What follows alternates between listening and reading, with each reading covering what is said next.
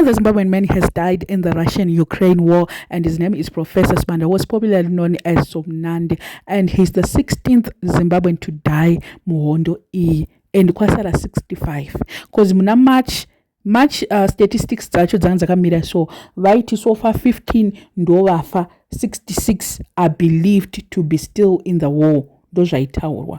I see a lot of people saying vari kutoda kutoenda, vari kutodawo link rekuti vanhu vari kuenda sei ikoko.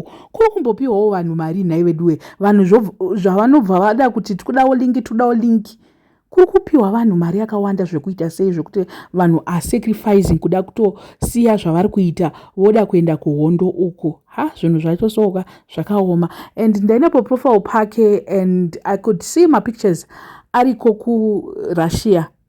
He had a lot of pictures ari kuRussia. Hamina kuti nhamo yange yamubata here kana kuti chii, I don't know kuti akadecide sei. Because vamwe vanhu vainzi they were being deceived ka vozongopedzisira vakuRussia, vozopedzisira vatoona kuti panapa basa ratikapromiswa kuenda kuhondo. I don't know kuti iye akaenda sei, but anyway, may his soul rest in peace. Zviri kunzi mandevele akawanda ndo vakajoina. Handizivi hangu kuti how were they recruited, but ndo makuwa anga achingofamba kuti mandevele ndo akazara kuhondo kwacho ikoko.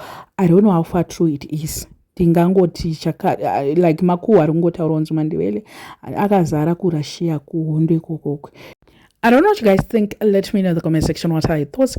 Panyai, if you're not a subscriber, please make sure that you're subscribed, and see you in my next video.